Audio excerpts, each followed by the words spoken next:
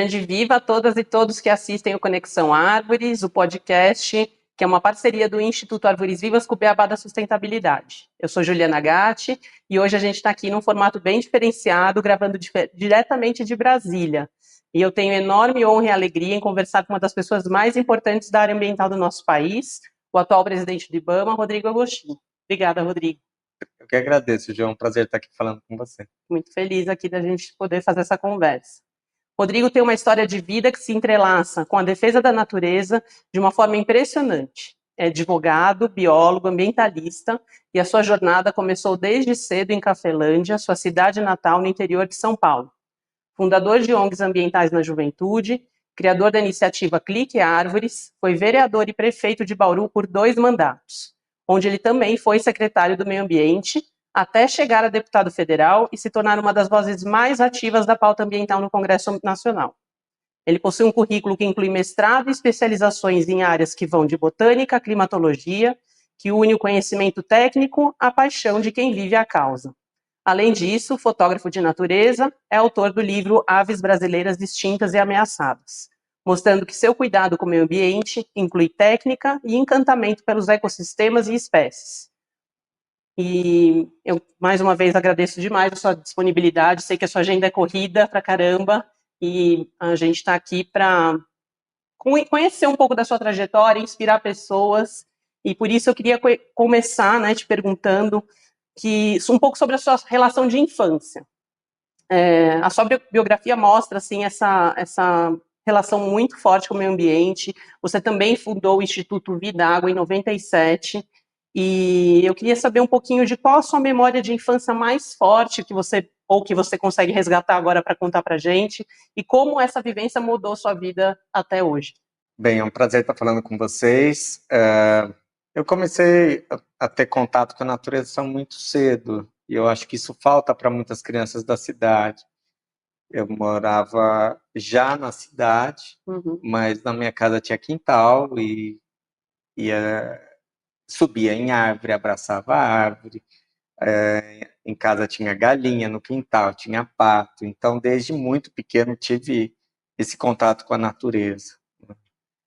E sempre que aparecia alguma coisa na televisão de natureza, eu era muito conectado. Tanto que eu me lembro até hoje, assistia os documentários do Cousteau, tudo que tinha na televisão de natureza. Enfim, a gente tem uma escassez de produção de material sobre natureza, mesmo com a internet hoje. Mas eu era louco por isso. Então, eu colecionava as figurinhas do Chocolate Surpresa, que na época tinha os animais da natureza. Sim. E até que eu me descobri vasculhando a biblioteca da minha cidade, fui descobrindo livros de natureza, né? Eu lembro, com 8 anos de idade, eu andava para todo lado com um livro do Ecossistemas Brasileiros, um livro, inclusive, que tinha fotos do atual secretário executivo do Ministério Capobianco. E eu andava com aquele livro para cima e para baixo, tentando descobrir como que eram os biomas brasileiros, ainda na minha infância. Na minha adolescência, comecei a participar como voluntário de algumas ONGs. Então, com 14 anos, eu fui parar na Rio 92, e aí não parei mais. E ainda na adolescência, eu acabei criando a minha própria ONG local para fazer um trabalho que eu gostava e gosto muito, que é o trabalho de restauração florestal. Então, o rio que abastece a cidade onde eu vivo, que é Bauru, no interior de São Paulo, é um rio batalha, um rio lindo, maravilhoso, mas uma boa parte das matas ciliares foram destruídas, foram degradadas, e a gente começou um trabalho de começar a restaurar. E desde criança eu tenho esse hábito de ver uma semente, enfiar no bolso e querer enterrar ela, plantar em algum lugar, e aí eu montei o meu primeiro viveiro ainda na adolescência. Junto com alguns amigos, a gente conseguiu plantar as primeiras 30 mil mudas no Rio Batalha. E aí o projeto foi crescendo, crescendo, e não parou mais, até que a gente chegou ao Clique Árvore, onde a gente conseguiu, junto com a Fundação SOS Mata Atlântica, plantar 17 milhões de mudas na Mata Atlântica. Parabéns. Então, assim, é algo que de fato veio desde criança, e eu acho que falta, nos projetos de educação ambiental, muitas vezes as pessoas fazem informação, mas falta o encantamento, né, para de fato as crianças se apaixonarem pela natureza, se apaixonarem pelo meio ambiente entender de fato a importância disso tudo. Incrível, maravilhoso conhecer essa história, obrigada mesmo. Você, como biólogo e advogado, com várias pós-graduações na área ambiental, como que o estudo da fauna e da flora, e também em especial esse olhar especial que você tem pelas aves, que virou um livro, inclusive, pode influenciar a sua visão que você tem sobre as árvores e as florestas do Brasil? Como é que todo esse conhecimento que você agregou até orienta, né, o teu trabalho? Não sei se só hoje em dia, mas a sua visão pessoal também. O Brasil é um país que tem uma mega diversidade, né? A gente chega a dizer que o Brasil tem quase 20% das espécies vivas do planeta. Então, se as pessoas não entenderem que as coisas estão conectadas, a gente não vai conseguir avançar nas políticas públicas. Cada peça desse quebra-cabeça importa. Então, mesmo para uma pessoa que trabalha com árvores, por exemplo, ela precisa entender o papel da fauna. Muitas vezes, numa floresta, quem faz a adubação das árvores é um gatinho do mato, às vezes que vai urina de árvore em árvore marcando o seu território. Muitas sementes das florestas brasileiras só nascem depois que quebra a dormência. E muitas vezes, na natureza, a quebra da dormência é uma anta que vai se alimentar daquele fruto, vai defecar e ali vai nascer uma árvore. Então, assim, a fauna e a flora têm que estar juntos se a gente quer, de fato, conservar os biomas brasileiros. Isso vale para todos, vale para o Pampa, vale para o Pantanal, vale para a Amazônia, vale para a Mata Atlântica, vale para a Caatinga, vale para o Cerrado. Então, isso eu uso muito aqui dentro do IBAMA. A importância da gente pensar de forma o mais abrangente possível, entender o papel de cada um dos componentes da biodiversidade, dos fungos, das bactérias que fornecem os nutrientes, né, que reciclam todos os nutrientes da floresta, das aves. Muitas aves brasileiras são excelentes plantadoras de florestas, né? Desde a gralha no sul do país, colocando a semente do pinhão no solo, até mesmo uma espécie frugívora da Amazônia que se alimenta de uma embaúba e que vai recuperar uma clareira. Então, a gente precisa entender essas relações, entender essas conexões, entender que cada componente disso importa. E a hora que você começa a colocar isso dentro dos projetos de restauração, a gente passa a entender que, por exemplo, restaurar é muito mais do que plantar um amudo. Né? É pensar realmente como é que está aquele solo, como é que estão as relações, se aquela região sofre com o problema dos agrotóxicos, se aquela região sofre com outros problemas, com invasões biológicas, por exemplo. Tudo isso é muito importante no meu dia a dia hoje no IBAMA. Impressionante, né? E a sua trajetória como prefeito de Bauru por 2 mandatos, né? Qual foi o maior desafio e conquista que você teve na gestão ambiental de uma cidade e como é levar essa experiência da escala municipal para nacional, né? Como você sente que isso agregou também? A gente fala muito de uma expressão que se popularizou nos anos 90 ainda, que cuidar de meio ambiente era pensar globalmente e agir localmente. E, de fato, as pessoas moram nas cidades, o Brasil é dividido em 5.570 municípios, e a gente precisa que a gestão municipal funcione, e funcione para valer. Né? Então, obviamente que eu tive todos os desafios de entender que eu, como prefeito, não podia cuidar só do meio ambiente, que é minha grande paixão. Então, no ambiente local, eu tinha que olhar com muito carinho para a educação, para a saúde, para o sistema de transportes, né? Para as diferentes forças que estão ali dentro de um âmbito de uma cidade, entender como é que a gente faz para conciliar as coisas. Como é que uma cidade pode crescer e continuar respeitando o meio ambiente? Como é que a gente pode se adaptar às cidades, por exemplo, para os fenômenos que estão vindo agora de mudanças climáticas? Muitas cidades terão problemas de falta d'água, terão problemas com incêndios florestais, terão problemas com enchentes, com deslizamentos. Então, o desafio de prefeito na área ambiental acaba sendo quase que em dobro, porque você acaba tendo que fazer essas conexões, e isso eu acho que talvez tenha sido um dos grandes desafios.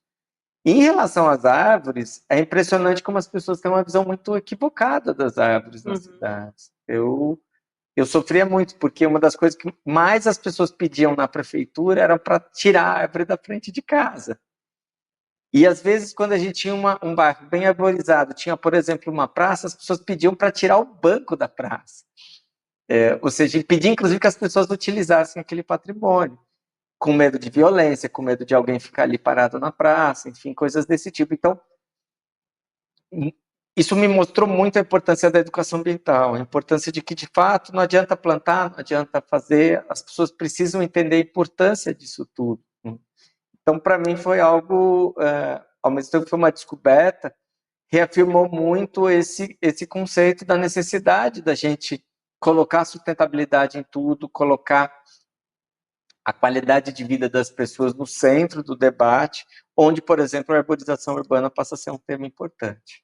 Agora, entrando em algumas, queria fazer algumas perguntas um pouco mais sobre a situação atual que a gente está vivendo, né, no país, a tua posição também de suporte na questão, enfim, em relação ao desmatamento, as questões de licenciamento. Falando especificamente do desmatamento da Amazônia, do Cerrado, que continuam sendo um dos maiores desafios do Brasil, mas eu acredito que, na verdade, não só, né, todos os biomas enfrentam seus problemas, até no cumprimento das leis, né, que já existem de proteção. Quais seriam os principais entraves para o desmatamento ilegal, a gente chegar num índice zerado, né? E como o IBAMA está atuando para superar esses desafios? Bem, a meta do governo é desmatamento zero em 2030, e isso não é um desafio simples. A gente conseguiu derrubar o desmatamento em todos os biomas. Na Amazônia, de 2023 para cá, já caiu 50%, isso significa que a gente conseguiu evitar o desmatamento de 790 mil hectares, quase 1 milhão de hectares. No Cerrado, caiu menos, inclusive o desmatamento do Cerrado hoje é maior do que o desmatamento da Amazônia, só que a Amazônia é 50% do nosso território, o Cerrado era 23%, hoje é 50% de 23%, e um desmatamento que hoje ultrapassa 1 milhão de hectares. Mesmo no Cerrado, a gente baixou em torno de 22% a 25%. Conseguimos reduzir nos outros biomas também, mas o que a gente percebeu é que tem um novo fenômeno agindo, que são as mudanças climáticas. Ao mesmo tempo que a gente reduziu o corte raso, que é aquele desmatamento causado pela motosserra, pelo trator de esteira, pelo correntão, a degradação florestal no Brasil tem aumentado significativamente, notadamente por conta de incêndios florestais. Então, esse talvez vai ser o grande desafio daqui para frente. A gente está perdendo muita vegetação nativa para os incêndios florestais. Nesse ano, a gente não tem o fenômeno do El Niño, que foi muito forte no ano passado. Então, esse ano a seca está começando agora. Em alguns biomas, a gente ainda está tendo chuva. E isso talvez seja um desafio. Esse ano, talvez a crise seja um pouco menor.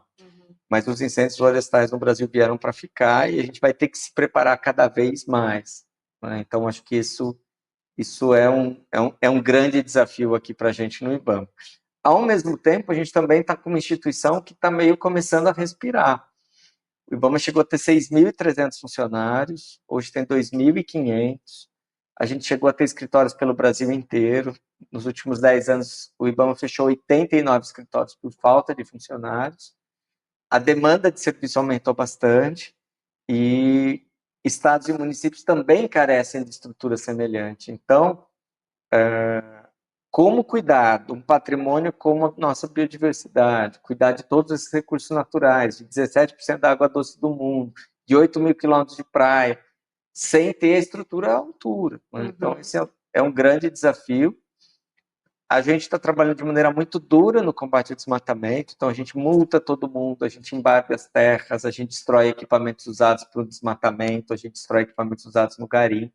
Então a gente está sendo muito duro e a gente já está colhendo os primeiros resultados, mas de fato é uma guerra bem difícil num país onde ainda tem muita terra pública, onde as pessoas acham que desenvolvimento é sinônimo de desmatamento, né, que as pessoas que a renda só se tem com a floresta no chão. Então, de fato, a gente vai precisar de outros instrumentos, não apenas o instrumento da fiscalização. A gente vai precisar, por exemplo, colocar de pé concessões florestais, o mercado de carbono regulado, a gente vai precisar de sistemas de pagamento por serviços ambientais para remunerar quem tem floresta em pé. A gente precisa criar incentivos para as RPPMs, as reservas particulares do patrimônio natural.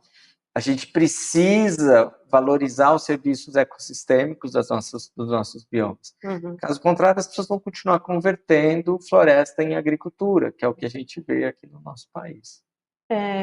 Um outro ponto bastante que ficou muito em evidência e ainda está, na verdade, né, de estar nesse processo sobre a exploração de petróleo no Foz do Amazonas, que tem gerado essas polêmicas, talvez de desencontros aí, né, de interesses, e que envolvem também os pareceres técnicos, né, emitidos pelo IBAMA. Como que você tem lidado com essa pressão política e econômica nas decisões que são cruciais para a conservação do patrimônio ambiental brasileiro?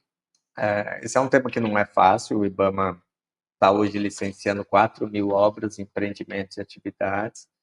O IBAMA licencia desde atividade nuclear até, às vezes, um porto de areia na beira de um rio todo assoreado. Então, para nós é algo bastante desafiador. O Brasil é um país que ainda tem muita coisa por fazer, então o tempo todo estão protocolando aqui projetos de novas rodovias, ferrovias, portos, aeroportos, linhas de transmissão, obras de geração de energia, e aí tem de tudo. E um mundo que ainda existe, porque a transição energética ainda não foi feita, é o mundo do petróleo. Né? Todo o petróleo em alto mar, todo o petróleo nas áreas costeiras do Brasil hoje são licenciados pelo IBAMA. Existem agora as novas fronteiras, onde o governo está trabalhando para que haja produção, exploração e produção de petróleo nessas áreas. A missão do IBAMA é fazer com que a exploração seja feita com o menor risco possível, dentro de padrões muito elevados de segurança e evitando ao máximo os riscos para o meio ambiente e para a saúde humana. E muitas vezes isso é difícil, porque tem regiões do Brasil que são muito sensíveis, que tem muita biodiversidade, como é o caso da margem equatorial, onde tem muito manguezal, onde tem uma sensibilidade ambiental muito grande, e muitas áreas que não têm a estrutura necessária para enfrentar um possível desastre. A gente trabalha sempre para que o desastre não aconteça. Agora, se acontecer, tem que ter estrutura de retaguarda. Diferente, por exemplo, da região do pré-sal, onde tem ali os portos do Rio de Janeiro, os portos de São Paulo, né? Porto de Santos, Porto de Vitória, no Espírito Santo. Então, assim, áreas onde você tem uma estrutura de retaguarda se acontecer algum problema. Então, a gente está justamente nesse momento de análise técnica. Teve um plano recente agora em relação à fauna, que foi aprovado teoricamente, mas tudo isso ainda precisa ser testado. A Petrobras decidiu colocar uma estrutura lá na região, isso não existia estrutura naquela região, e esse era um ponto muito relevante que os técnicos do IBAMA apontavam, e agora a Petrobras resolveu montar uma estrutura em Oiapoque. Essa estrutura ainda está sendo avaliada, principalmente para saber se é suficiente, se a gente pode avançar em outras etapas. Mas, obviamente, o IBAMA cuida disso, mas o IBAMA não cuida da política energética. A gente precisa que a transição energética aconteça o mais breve possível, não só para o Brasil, mas para o mundo inteiro. Nós precisamos sair dessa era do petróleo, do gás, e entrar numa era de energia limpa. As mudanças climáticas estão aí batendo na nossa porta. Não é só a biodiversidade. O Brasil é um país que optou por ser um grande celeiro, ter grande produção agropecuária, e com as mudanças climáticas, esse setor econômico inteiro também pode ser afetado. Né? As pessoas que vivem nas cidades, as pessoas que vivem na área rural, todo mundo pode ser afetado com as mudanças climáticas. E então a gente está diante de um grande desafio para todos. Por último, a respeito do dia a dia de trabalho assim aqui do IBAMA, em relação aos combates de crimes ambientais, né, que vão desde das questões de garimpo ilegal, grilagem de terras, tráfico de espécies, de fauna e de flora, né, como você falou, biológicos, aspectos biológicos também, né, de micro-organismos até. O que precisa ser feito para fortalecer essa atuação do IBAMA, né? Como é que está? Você falou um pouco da questão de pessoal, né, que teve uma redução absurda, mas tem algo para além da questão das provas, da equipe, né? Tem, e não é só para o IBAMA. Aqui no IBAMA a gente já recuperou o orçamento, já recuperamos parte da estrutura, acabamos de fazer um concurso, as pessoas vão estar chegando agora nesse segundo semestre. Criamos uma estrutura forte agora de educação ambiental, que havia sido deixado de lado. O IBAMA já foi muito forte em educação ambiental, isso tinha sido deixado de lado. Reaparelhamos os fiscais, então, com novas viaturas, com novos equipamentos, com novos helicópteros, mas o que a gente percebe é que a gente precisa de algo um pouco mais amplo, né? Que não seja apenas olhando para o IBAMA. Nós vamos que os órgãos estaduais funcionem, que os órgãos municipais funcionem, que a sociedade civil esteja ativa o tempo todo, que a população receba os conhecimentos e habilidades para que a gente possa enfrentar essas crises ambientais. Nós estamos perdendo biodiversidade, estamos tendo uma proliferação de contaminações e muitas contaminações invisíveis, com produtos químicos extremamente perigosos, mas que as pessoas não enxergam. É diferente daquela poluição dos anos 90, que olhava para o céu, estava preto, de sujeira, né? A água estava cheia de espuma. A gente tem hoje uma poluição que as pessoas não estão percebendo, de agrotóxicos, de produtos orgânicos persistentes, de microplásticos.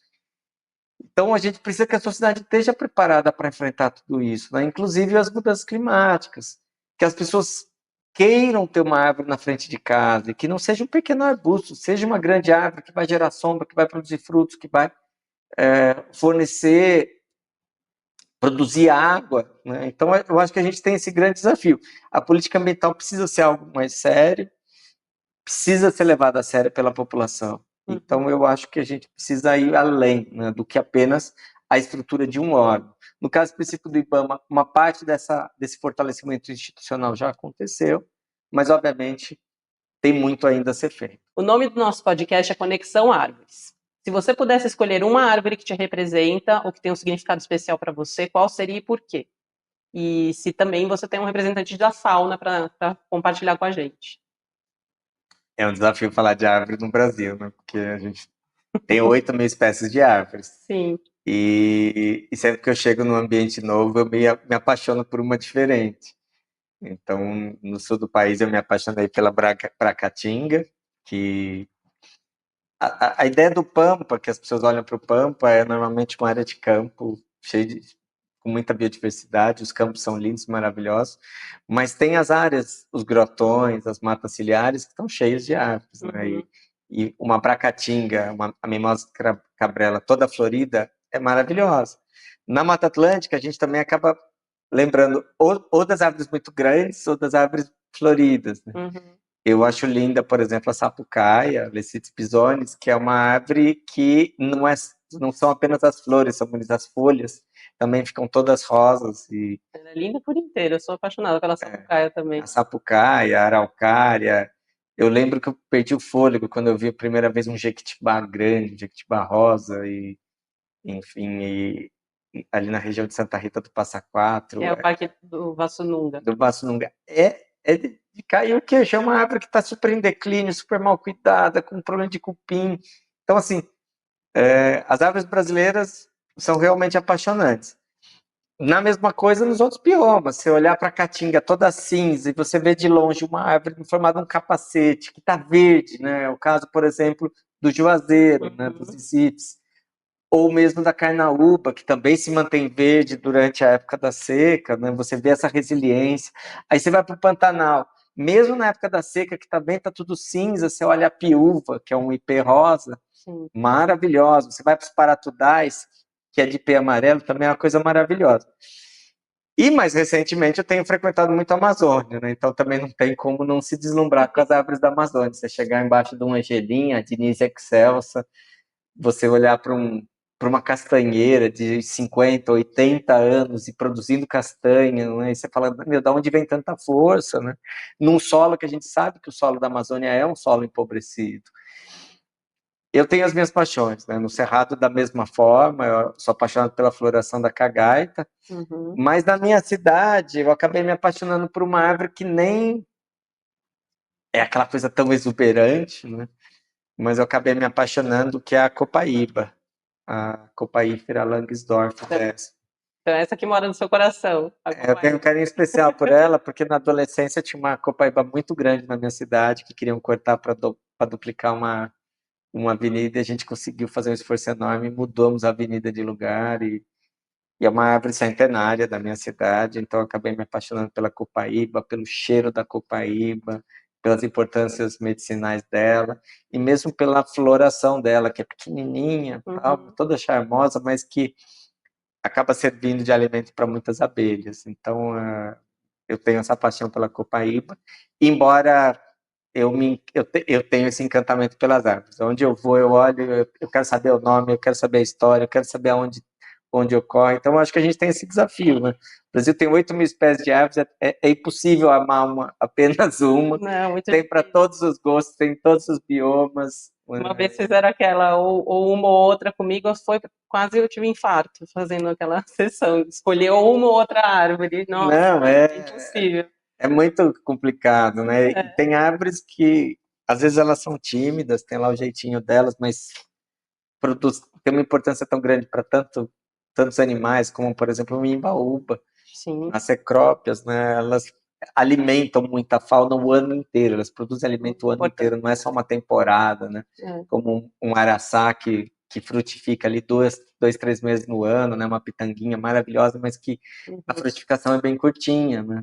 Nós temos árvores que produzem alimento o ano inteiro, as figueiras, as embaúbas, as melastomatáceas. Então, é muito legal, assim, eu sou apaixonado pelas árvores, eu acho que é um desafio, num país que tem 8 mil espécies de árvores, a gente precisava ter essa cultura, né? Inclusive, um programa que eu adorava era um Pé de Quê, com a Regina Casé, né, que saiu até o livro, e eu era louco por aquele programa. Também, muito bom mesmo, um programa que deveria voltar, inclusive, né? Tão bom. Queria também que você deixasse, assim, uma mensagem para aquela pessoa que ama a natureza, né, que está aqui assistindo o programa com a gente, que vem assistir os nossos episódios, mas ela tem aquela ansiedade, né, momento que a gente está vivendo tantas crises ambientais, se sente impotente na frente desses desafios, e até por conta dos impactos da emergência climática que as pessoas podem estar vivenciando, né, de fato, estamos todos nós, pessoas de diferentes situações vivendo de forma mais ou menos impactantes, mas o que você acha que essas pessoas podem fazer para ter diferença, para se sentir emocionalmente diferentes frente a tantas crises que estamos vivendo? Acho que tem muita gente que já faz muito, mas a gente precisa que esses hábitos se popularizem. Eu acho que as pessoas precisam entender que se elas conseguem destinar o lixo delas para reciclagem, não jogar lixo em qualquer lugar, economizar energia, economizar água, plantar árvore, se indignar com as coisas que estão acontecendo por aí, né, enfrentar a própria sociedade, porque a gente precisa. E as gerações passadas e a atual geração não teve essa capacidade de enfrentamento. Né? Muita gente lutou para que a gente chegasse aqui, inclusive ambientalistas. Muita gente lutou para que a gente pudesse ter estruturas como a do próprio IBAMA. O IBAMA é fruto de uma luta. O Chico Mendes foi assassinado no final de 88, justamente por causa do desmatamento da Amazônia, e em resposta a isso, no começo de 89, é criado o IBAMA. Então, tem muita gente que lutou para chegar aqui, essa luta ainda não foi suficiente para a gente mudar todos esses paradigmas, isso não é só para o Brasil, isso vale para o mundo todo. Nós estamos perdendo florestas tropicais no mundo inteiro, nós estamos com o problema do aquecimento, ao mesmo tempo que a gente tem metas audaciosas e muita gente está investindo em energia limpa, eletromobilidade, enfim, o mundo inteiro continua aumentando a produção de gás de efeito estufa. Né? Então, assim, a gente precisa fazer essa mudança, a gente vai precisar de todo mundo, toda ajuda importa, as pessoas são importantes nessa luta. As pessoas podem fazer escolhas no dia a dia, na hora que escolhe um alimento, na hora que decide o que fazer com o seu resíduo, na hora que decide se vai morar num lugar arborizado ou não arborizado, se vai morar na beira do rio, se vai morar numa área segura. Então, a gente tem um desafio enorme de fazer esse enfrentamento. Nós temos um desafio enorme de criar políticas públicas para enfrentar também esses desafios. Nós temos populações muito mais vulneráveis às mudanças climáticas que sentirão com maior intensidade esses efeitos e que precisam estar no centro da prioridade. Então, eu não tenho dúvida, as pessoas podem fazer muita coisa, estando ou não dentro do governo, né, mesmo como sociedade civil. Toda voz agora importa, né? Todo mundo importa, todo mundo tem que gritar. É isso aí. Obrigada mesmo, Rodrigo, é isso. Eu que agradeço, gente, é um prazer enorme estar falando com vocês. Valeu. Obrigada, gente.